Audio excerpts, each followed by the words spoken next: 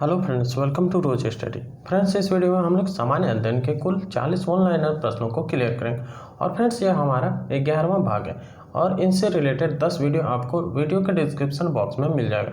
वहाँ से फ्रेंड्स आप अगर देखना चाहते हैं तो देख सकते हैं। साथ ही साथ अगर आपको PDF डाउनलोड करना चाहते हैं फ्रेंड्स, तो वीडियो के डिस्क्रिप्शन बॉक्स में भी PDF का लिंक मिल जाएगा, वहाँ से आप डाउनलोड कर सकते हैं। और साथ ही साथ बहुत सारे वीडियो का भी डिस्क्रिप्शन बॉक्स में लिंक मिल जाएगा, देखना चाहते हैं तो आप देख सकते हैं। तो फ्रेंड्स, चलिए आज का वीडियो स्टार्ट करते हैं। स्टार्ट करने से पहले आप लोगों से रिक्वेस्ट है, जो चैनल पर नए हैं चैनल को अवश्य सब्सक्राइब करें, साथ ही साथ बेल आइकन को भी प्रेस करें। इससे आपको आने वाले सभी वीडियो का नोटिफिकेशन मिलता रहेगा। और फ्रेंड्स, अगर अच्छा लगे तो लाइक करें, दोस्तों के साथ शेयर करें और कमेंट्स करके बताएं आपको वीडियो कैसा लगा। और फ्रेंड्स, यह हमारा टेलीग्राम का लिंक है, जहां से आप जुड़ करके वीडियो और PDF आसानी पूर्वक डाउनलोड कर पाएंगे। तो फ्रेंड्स, चलिए आज का वीडियो स्टार्ट करते हैं। और फ्रेंड्स, इसमें सभी मिश्रित प्रश्न हैं। चलिए पहला क्वेश्चन देखते हैं। पहला क्वेश्चन है, भारतीय सम्मान के तहत कितनी राशि प्रदान की जाती है? भारतीय सम्मान के तहत 5 लाख रुपए की राशि प्रदान की जाती है। ठीक है, अगला प्रश्न देखते हैं। अगला है, कुषाण वंश के किस शासक ने केवल तांबे के सिक्के चलवाए थे? कुषाण वंश के किस शासक ने कजल कड़फिसस ने चलवाए थे? क्या चलवाए थे? तांबे के सिक्के चलवाए थे। ठीक है, क्लियर है। अगला प्रश्न देखते हैं। उपभोक्ता के बचत का सिद्धांत किसके द्वारा पारित किया गया? उपभोक्ता के बचत का सिद्धांत अल्फ्रेड मार्शल के द्वारा पारित किया गया था। ठीक है, अगला प्रश्न देखते हैं। बेसबॉल के एक पक्ष में कितने खिलाड़ी होते हैं? बेसबॉल के एक पक्ष में 9 खिलाड़ी होते हैं। कितने खिलाड़ी होते हैं? 9 खिलाड़ी। किसमें? तो बेसबॉल।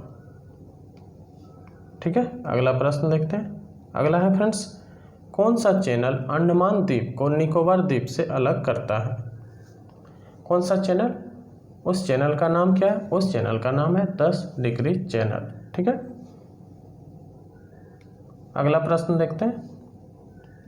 अगला प्रश्न है, कौन सा पुरस्कार एशियाई नोबेल पुरस्कार के नाम से जाना जाता है? वह कौन सा पुरस्कार है?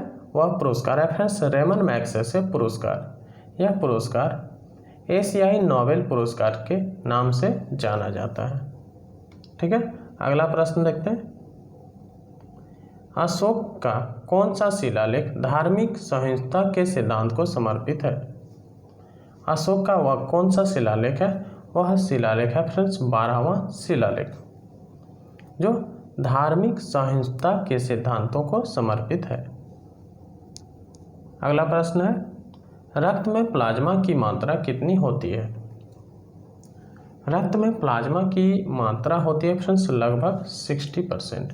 कितनी होती है? 60%। किसमें होती है? रक्त में। क्या चीज़ की मात्रा? प्लाज्मा की मात्रा। ठीक है, क्लियर है। अगला प्रश्न देखते हैं। भारतीय संविधान का कौन सा अंग समाजवादी व्यवस्था स्थापित करने की प्रेरणा देता है? भारतीय संविधान का कौन सा अंग राज्य के नीति निर्देशक तत्व या समाजवादी व्यवस्था स्थापित करने की प्रेरणा प्रदान करता है? ठीक है, अगला प्रश्न देखते हैं। अगला है, घरेलू प्रशीतक में सामान्यतः कौन सा प्रशीतक प्रयोग में लाया जाता है? घरेलू प्रशीतक में सामान्यतः अमोनिया प्रशीतक प्रयोग में लाया जाता है। क्लियर है। अगला प्रश्न देखते हैं।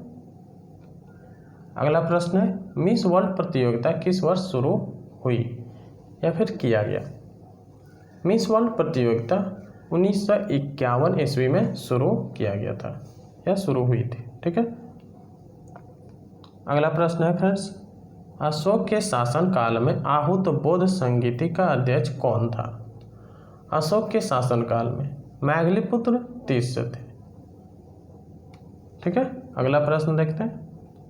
अगला है, मानव विकास सूचकांक HDI किस अर्थशास्त्री की देन है? मानव विकास सूचकांक HDI यह महबूब उल हक, यह एक अर्थशास्त्री थे, इसी की देन है। क्या है? मानव विकास सूचकांक। अगला प्रश्न देखते हैं। किसे धर्म सुधार आंदोलन का प्रातःकालीन तारा कहा जाता है? किसे कहा जाता है?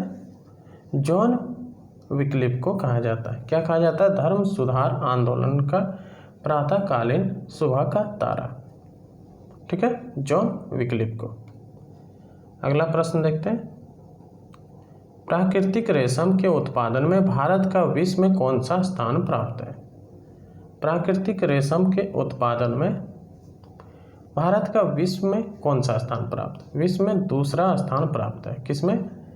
प्राकृतिक रेशम के उत्पादन में। क्लियर है? अगला प्रश्न देखते हैं। अगला है, मिस वर्ल्ड प्रतियोगिता को कितनी राशि प्रदान की जाती है? मिस वर्ल्ड प्रतियोगिता जो भागी होते हैं उसे 50,000 पाउंड की राशि प्रदान की जाती है। अगला प्रश्न देखते हैं। अगला प्रश्न है, किस वायसराय के शासनकाल में भारत छोड़ो आंदोलन प्रारंभ हुआ? किस वायसराय के काल में? लॉर्ड लिनलिथगो के शासनकाल में भारत छोड़ो आंदोलन, यह आंदोलन शुरुआत हुआ। ठीक है, किसके काल में? तो लॉर्ड लिनलिथगो के शासनकाल में। क्लियर है? अगला प्रश्न है, ध्वनि का वेग अधिकतम किसमें होता है? ध्वनि का वेग अधिकतम होता है फ्रेंड्स लोहा में। किसका वेग? ध्वनि का वेग। ठीक है। अगला प्रश्न है, राज्य सरकार को कानूनी मामलों में सलाह देने के लिए कौन अधिकृत है? राज्य सरकार को कानूनी मामलों में सलाह देने के लिए महाधिवक्ता अधिकृत है। क्लियर है? अगला प्रश्न है, किस अंग को आरबीसी का कब्रिस्तान कहा जाता है? वह कौन सा अंग है फ्रेंड्स? वह अंग है प्लीहा। इसे आरबीसी का कब्रिस्तान कहा जाता है। अगला प्रश्न देखते हैं। अगला है, रविन्द्रनाथ टैगोर को किस कृति के लिए 1913 ईस्वी में नोबेल पुरस्कार दिया गया? रविन्द्रनाथ टैगोर को गीतांजलि के लिए सन 1913 ईस्वी में नोबेल पुरस्कार दिया गया। किसके लिए? तो गीतांजलि के लिए। कब दिया गया फ्रेंड्स? 1913 ईस्वी में। किसे दिया गया? तो रविन्द्रनाथ टैगोर को। 3 क्वेश्चन बन रहे हैं, आप लोग अपने से भी बनाने की अवश्य कोशिश कीजिएगा। चलिए नेक्स्ट क्वेश्चन देखते हैं। एनी बेसेंट ने होम रूल लीग की शुरुआत कब की थी या फिर स्थापना कब की? एनी बेसेंट ने होम रूल लीग की स्थापना किया था सितंबर 1916 ईस्वी में। ठीक है। अगला प्रश्न देखते हैं। अगला है, भारत के किस राज्य में निर्धन लोगों की सर्वाधिक संख्या? भारत के किस राज्य में? वह राज्य है फ्रेंड्स उत्तर प्रदेश। उत्तर प्रदेश राज्य में निर्धन लोगों की सर्वाधिक संख्या है। सबसे ज़्यादा संख्या उत्तर प्रदेश में। ठीक है। अगला प्रश्न है, भारत में ब्रिटिश राजनीतिक सत्ता का आरंभ किस युद्ध में अंग्रेजों की विजय से माना जाता है? भारत में ब्रिटिश राजनीतिक सत्ता का आरंभ यानी शुरुआत प्लासी के युद्ध में अंग्रेजों की विजय से माना जाता है। ठीक है। अगला प्रश्न देखते हैं। नाथुला दर्रा किस राज्य में? नाथुला दर्रा यह सिक्किम राज्य में पड़ता है या फिर है। कौन सा दर्रा? नाथुला दर्रा। क्लियर है? अगला प्रश्न है, साहित्य में नोबेल पुरस्कार से सम्मानित प्रथम अश्वेत लेखिका कौन है? साहित्य में नोबेल पुरस्कार से सम्मानित प्रथम अश्वेत लेखिका टोनी मॉरिसन है। ठीक है। और यह इसे 1993 में लेखिका को सम्मानित किया गया था। किसके क्षेत्र में? साहित्य में नोबेल पुरस्कार मिला था इसे 1993 ईस्वी में। ठीक है। अगला प्रश्न है, किसके शासनकाल में तू अस्पा सी अस्पा रैंक लाया गया? किसके शासनकाल में? जहांगीर के शासनकाल में लाया गया। अगला प्रश्न देखते हैं। अगला है फ्रेंड्स, पित्रोदुरा का आरंभ किसके मकबरे में किया गया या फिर प्रथम प्रयोग किसके मकबरे में किया गया? किसी तरह से भी क्वेश्चन पूछ सकते हैं घुमा फिरा। पित्रोदुरा का प्रथम प्रयोग हुमायूं के मकबरे में किया गया। ठीक है। किसके मकबरे में? हुमायूं के मकबरे में। क्लियर है? अगला प्रश्न देखते हैं, राष्ट्रीय महिला आयोग का गठन किस वर्ष किया गया? राष्ट्रीय महिला आयोग का गठन किया गया फ्रेंड्स 1990 ईस्वी में। राष्ट्रीय महिला आयोग का गठन। क्लियर है? अगला प्रश्न देखते हैं। अगला प्रश्न है, प्लाज्मा में प्रोटीन किस अवस्था में पाए जाते हैं? प्लाज्मा में प्रोटीन कोलाइड अवस्था में पाए जाते हैं। कौन से अवस्था में? कोलाइड अवस्था में पाए जाते हैं। किसमें? प्लाज्मा में।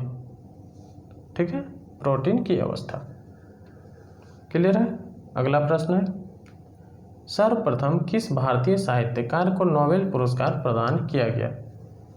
सर्वप्रथम किस भारतीय को? रविन्द्रनाथ टैगोर को साहित्य के क्षेत्र में इसे नोबेल पुरस्कार प्रदान किया गया। क्लियर है फ्रेंड्स? अगला प्रश्न देखते हैं। अगला है, मुगल कालीन किस व्यवस्था के तहत प्रशासनिक व्यवस्था का सैन्यीकरण किया गया? मुगल कालीन मनसबदारी व्यवस्था के तहत प्रशासनिक व्यवस्था का सैन्यीकरण किया गया। किसके? कौन सी व्यवस्था? वह मनसबदारी व्यवस्था थी। इसमें प्रशासनिक व्यवस्था का सैन्यीकरण हुआ या फिर किया गया। अगला प्रश्न देखते हैं, आर्थिक गतिशीलता का सिद्धांत किसने प्रतिपादित किया था? आर्थिक गतिशीलता का सिद्धांत प्रतिपादित किए थे फ्रेंड्स W.W. रोस्टोव ने। अगला प्रश्न देखते हैं, तारबूज किस आवर्तबीजी कुल से संबंधित है? तारबूज कुकुरबिटेसी से आवर्तबीजी कुल से यह संबंधित है। ठीक है, अगला प्रश्न देखते हैं। अगला प्रश्न है, समुद्र पार भारत का सबसे निकटतम पड़ोसी देश कौन सी है? समुद्र पार भारत का सबसे निकटतम पड़ोसी देश है फ्रेंड्स श्रीलंका। कौन से है? श्रीलंका। ठीक है, अगला प्रश्न देखते हैं, नोबेल पुरस्कार से सम्मानित प्रथम भारतीय महिला कौन थी? नोबेल पुरस्कार से सम्मानित प्रथम भारतीय महिला मदर टेरेसा थी।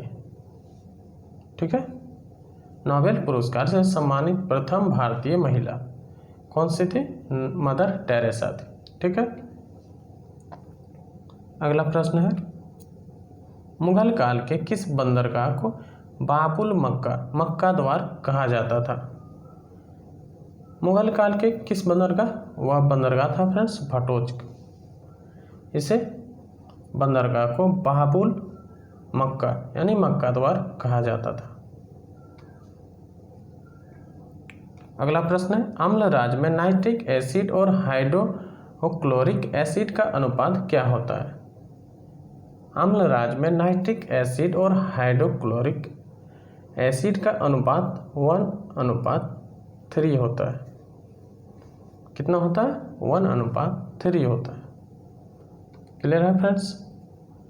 अगला प्रश्न है, संविधान के अधिकांश अनुच्छेदों को संशोधित करने के लिए कौन सी प्रक्रिया अपनाई जाती है?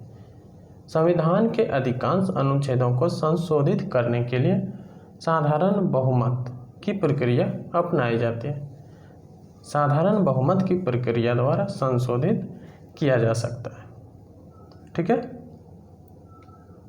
अगला प्रश्न है फ्रेंड्स और अंतिम है, मनुष्य की श्रव्यता सीमा कितनी होती है? मनुष्य की श्रव्यता सुनने की क्षमता 20 हर्ट्ज से 20,000 हर्ट्ज तक होती है। तो फ्रेंड्स यह थे आज के 40 महत्वपूर्ण वन लाइनर प्रश्न। उम्मीद करता है फ्रेंड्स आपको वीडियो अच्छा लगा होगा। फ्रेंड्स अगर वीडियो अच्छा लगा हो तो लाइक करें, दोस्तों के साथ शेयर करें, साथ ही साथ कमेंट करके बताएं आपको वीडियो कैसा लगा। और फ्रेंड्स चैनल पर पहली बार आए तो चैनल को अवश्य सब्सक्राइब करें, साथ ही साथ सपोर्ट भी प्रदान करें। मिलते हैं फिर इसी तरह वीडियो के साथ, तब तक के लिए जय हिंद।